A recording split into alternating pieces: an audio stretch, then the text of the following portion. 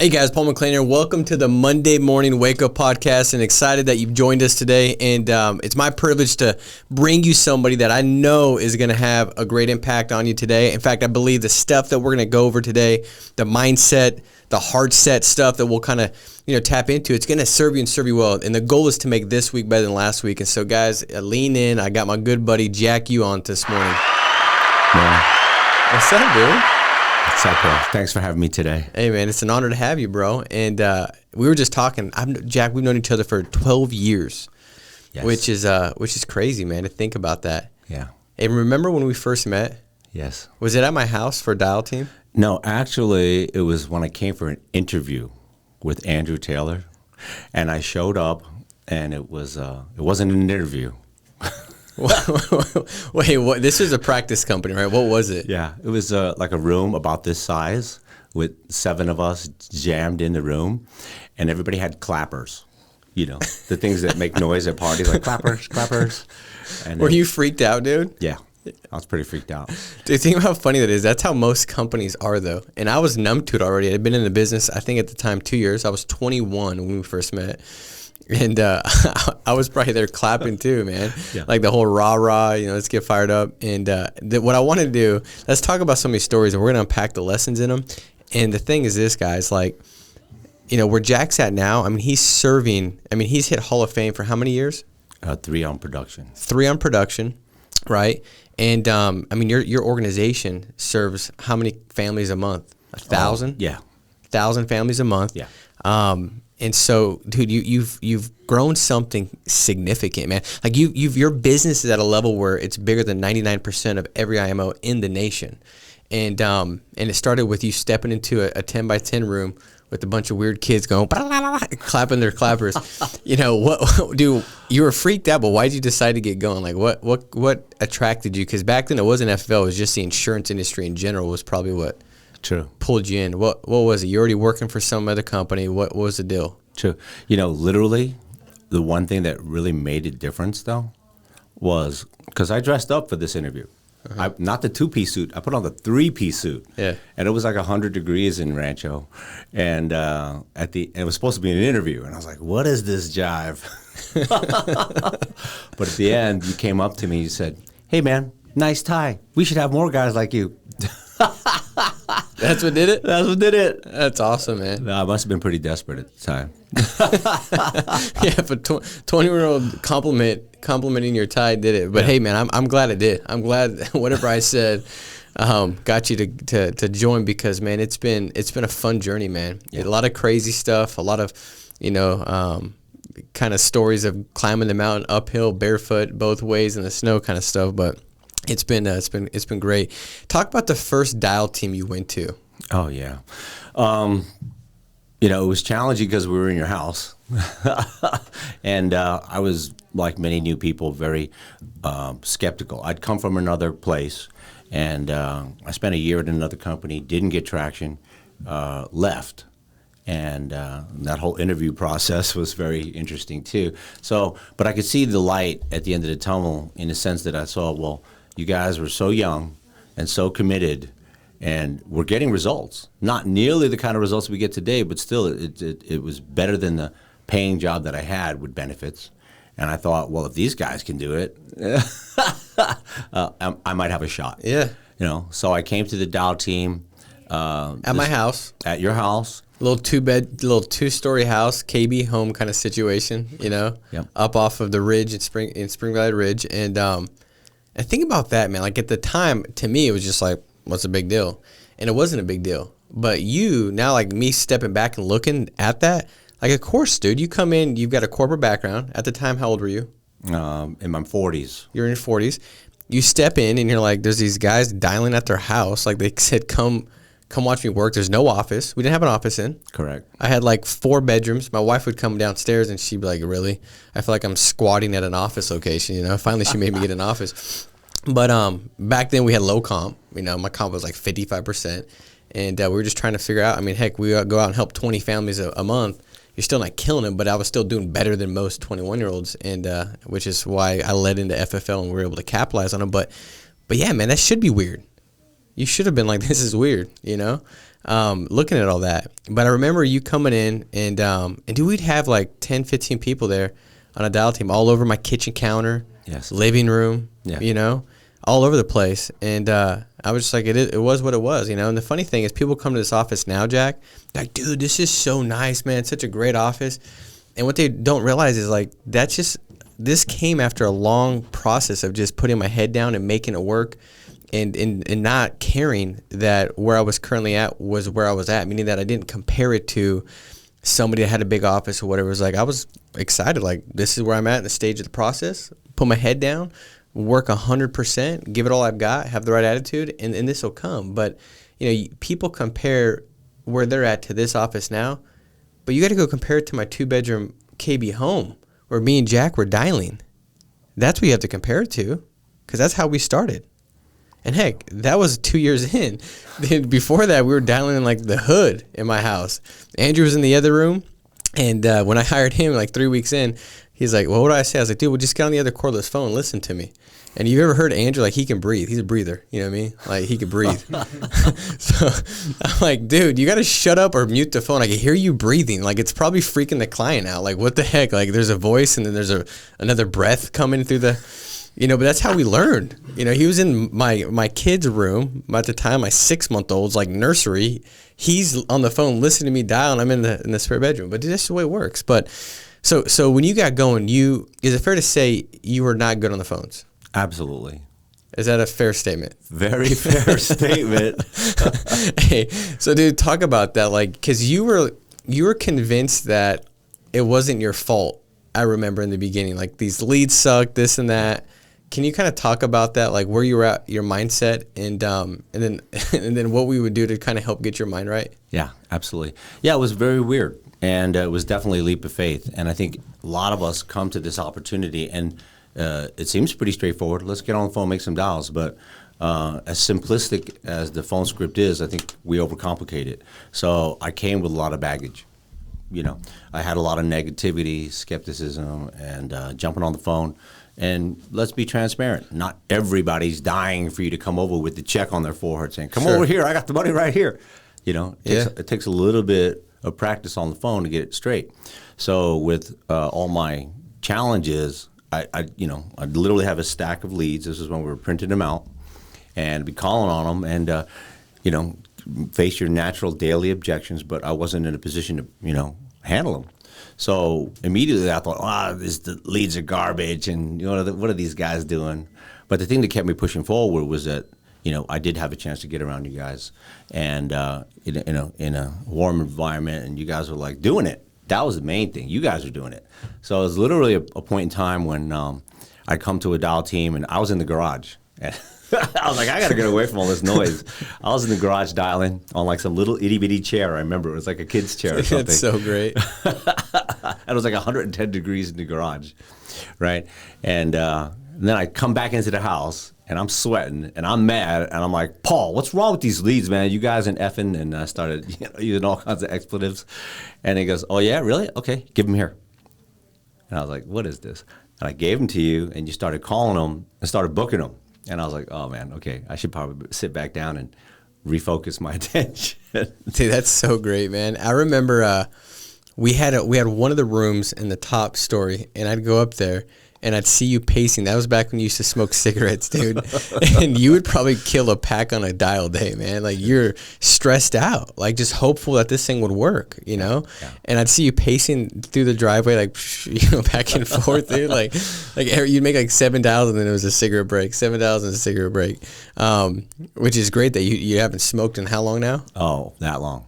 Since then, yeah. Once I figured out, it was very inspiring. The phone script, the dials. High comp helped you out. Inspired me to smoke. And FFL helped me quit. There you go. I love it, man. FFL helped me quit my bad addiction. Exactly. Well, dude, let's talk about, in the business the last 12 years, because there's not many people that have been at this thing that long.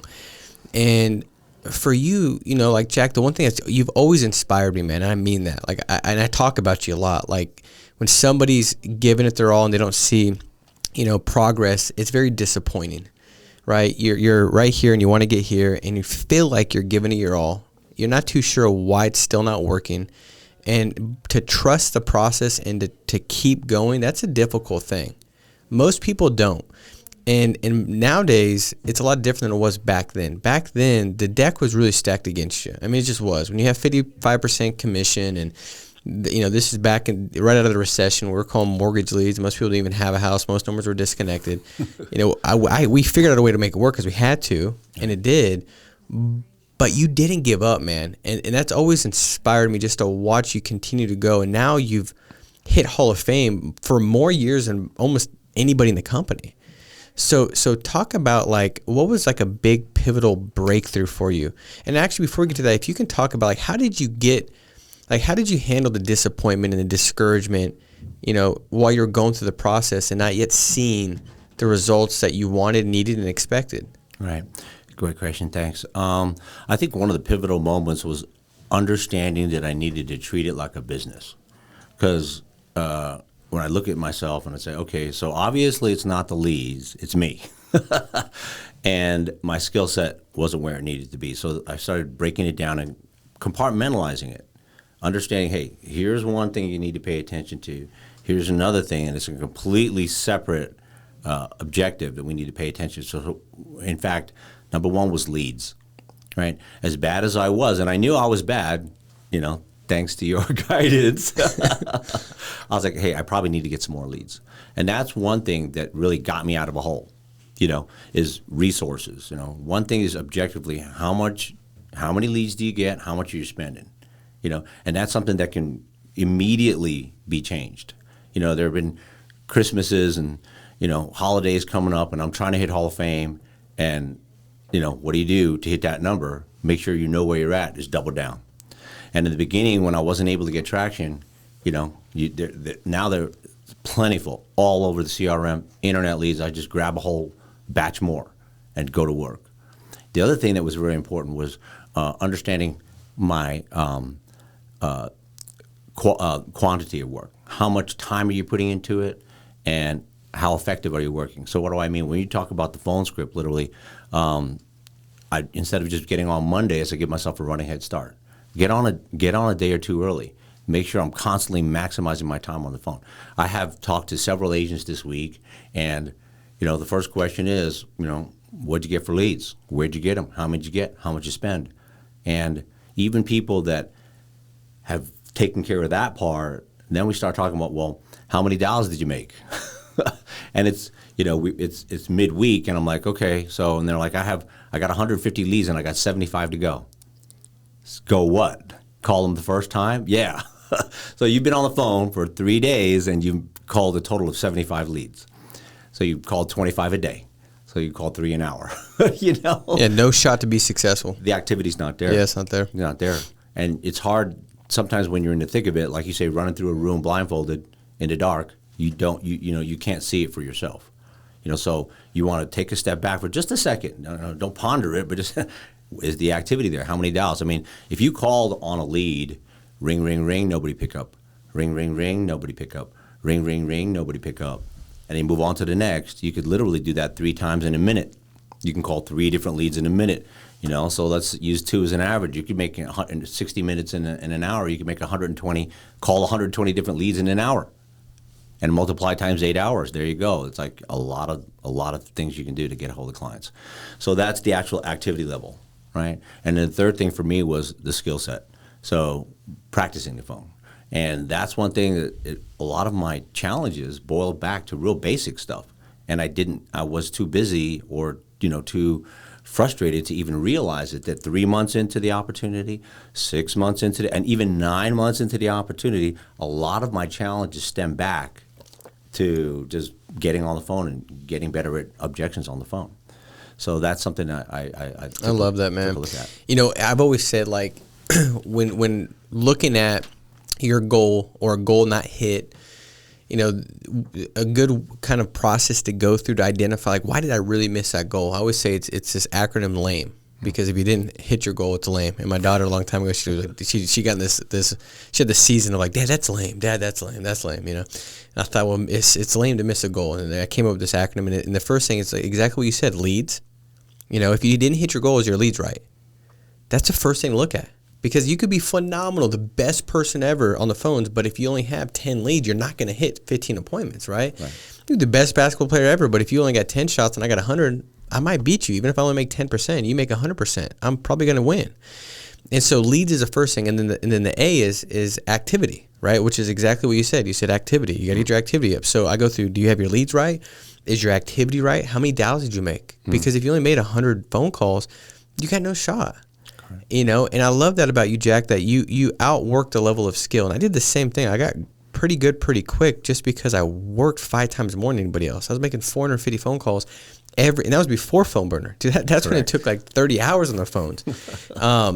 But it was like, you know, for one, even if I do suck, if I put the activity in, I'm going to build a skill faster than somebody else that might be more talented or gifted at this. Right. And so activity is the second thing. Is that right? And then the third is mindset, right? Is your mindset right? It's exactly what you said. Yeah. And I love, like, what you did, Jack, is like, dude, you're always there, man. Like, you're always around. You're at all the meetings, even in the beginning stages.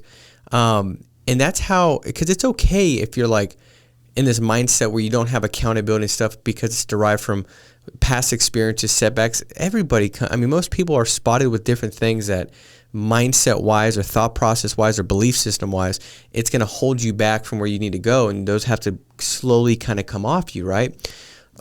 But the way you do that is you get around the people that you can continue to hear their thought process, their mindset, calls, podcasts, meetings, one-on-one conversations. And after a period of time, you start to say, man, maybe it isn't this. And this could be the leads. It could be whatever that's not in your control. Maybe it's something that I can look inside, tweak, adjust, modify, and develop a new thought pattern on this.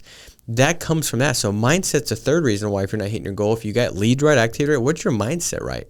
What's your perspective when things happen? How do you handle adversity? And the last is E for education. You know, like, are you on the calls and developing and getting better with phones, in-home, sales processes, IULs, annuities? Are you educating yourself in sales, the ability to connect, relate in that sales process? Are you educating yourself so you can get better, a little better this week than last week? And so that's kind of the acronym I've always worked from, is like looking at my own goal. Like, I missed it last week, man, it's lame. Let's break it down, you know? So Jack, if you can talk about like, let me ask you this. If somebody bumped into you at a Starbucks, right? And they said, Jack, listen, man, I've watched a lot of your training, your podcast. You've inspired me with what you've done. I'm just getting started in FFL. What's something that I need to know that's going to help me progress in sales and being successful here as a producer? What's that one thing that you would tell them? Yeah, I think all top producers and managers at FFL have a bunch of commonalities, you know, and number one, like you said, with the education is plugging in. So from the get-go, if you're new, it's great to understand the scope of the opportunity and see that the production and the families that we're able to protect is really gone through the roof since we first started. You know, the ability to go out and help families is paramount to me, and that knowing that there's so many other people all over the country from, you know, different backgrounds, different industries, different age groups, you know, but they all share that commonality is powerful. Because I wanted to know, I was one of those people who say, I want to know, can I sell life insurance? Can we actually sell some life insurance here? Because that was my biggest challenge. I'd been in the industry a bit and had yet to go and help a bunch of families. And once I started doing that, that was the secret sauce that kept it going, you know, knowing that I could actually accomplish the core model. Then, that's good. Nowadays, from day one, I think in a healthy organization, you can take advantage of both sides of the opportunity. You know, share the wealth, build a platform on helping others, meaning agents, reach their goals. So you can have a team and enjoy that. And for me, the biggest part of it was accountability. You know, we talk about you know, leadership and passive income. But for me, the biggest thing when I started, you know, having a few people, running mates, was accountability. Mm-hmm. You know, people calling me and say, hey, what time's the call tomorrow? I'm like, I don't know. You know, how many leads should I get? You know, how do I log into this? You know, just the simple daily things, having people that are like-minded, you know, reaching out for the same goals. It just made me wake up earlier and work harder. That's great, man. That's one of the best tips I think I've heard. Because I think that right there is one of those cornerstone disciplines and habits that leads to everything, man. Like if you can plug in and get around a good group of people, move in the right direction, you don't want to be the one person that's not doing the thing that that is needed to be done to get what you said you want to do or the goal you said you want to attain. You don't want to be that person. Right. You don't want to be the person that shows up late to the dialing if you know that, hey, these are my 3-4 people we're working with, we're in communication.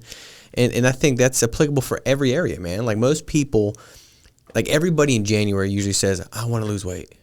Most people, like I want to be healthier. That's like the most common like New Year's resolution. Sure. Everybody has that intention. But intention doesn't lead to progress. Intention doesn't lead to progress at all. Intention is just intention. But you go from intention to action. A lot of times that gap is just accountability. And it's like if you have the personal trainer that's there and they're at 5 a.m. waiting for you to get there, oh, now you show up. So you went from intention to action. Well, how'd you do that? Well, accountability. Like you didn't want to, let yourself down, let them down. You had them looking at peer pressure. All those different things start to play a factor. So for all of you on here, I wonder if we look at your business, your habits, your disciplines, I wonder if maybe that's the biggest thing for you. If you could just plug in more. And those relationships start with like getting to offices and work spots and things like that where you can meet somebody and connect with them and say, you know what, hey, let's touch base throughout the week. And you give them a call after you have 4 no shows and you kind of have a communicate, talk about it. You reach out to them when you have 4 in a row that you just closed. And you build that relationship and connection. And now you're more likely to do the things you want to do need to do because you've got that accountability, right? And so I think that's vital. All right, so we've got rapid fire rapid fire questions I'm going to give you. Okay. So off topic, but I like it. So I'm going to just throw some questions at you, and we're going to see what your response is to them. So let's take a look. Which ones do we want to go here? Something that no one watching this podcast would ever know about you, Jack. I played the violin. Like you play the violin like well? Formerly, yeah. Nice, dude. Hey, so if you're looking for a violinist, Jack's your dude. We're going to have to get you at one of the sales conferences to play the violin before we kick it off. That'd mess people up. Pluck my fiddle. Yeah, I think we got to do it. You get up there, book 5 appointments in a row because you're one of the best on the phones now, and then you could play your violin and we'll kick the meeting off. That's a home run. All right, favorite movie? The Godfather. The Godfather, dude. That's straight thug, dude. I like that. I would not have guessed that. Prior job you had that was most interesting? Most interesting? That's a good question. This has been my most interesting career ever. It has? Yeah. Okay. What's your, favorite, or let me ask you this, most essential characteristic you look for when hiring staff or recruiting an agent? Oh, reliability. That's a characteristic you look for? Yeah. Are they a liability? No, reliability. Reliability. Oh, yeah, okay. Sorry. Got it. No, you're good, man. I was like, that's different. I definitely did not expect that. I was almost hoping it was liability so we could unpack that and there was going to be something deep in there. Yeah. But reliability. Okay. Yeah. I like that, man. Why reliability? Well, I mean, it's got to be something where they're willing to engage and, hit the goals. And the most important thing is if they're going to be showing up on time and performing at top level. I like that, man. That's great.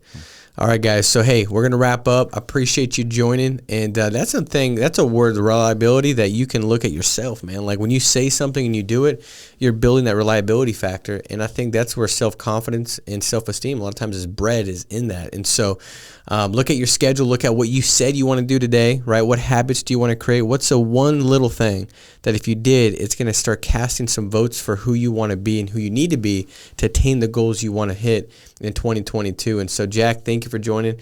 Guys, make sure to like, subscribe, share this. Comment below. We've got the drawing that's taking place right after this where you got 4 people that get chosen to win $250 in lead credit. And I love watching that every week to see the names read and who's going to be blessed with that lead money to kind of help this week be better than last week. So, guys, go out there, crush it, and be strong, stay steadfast, and we'll talk to you soon. Take care. Bye-bye.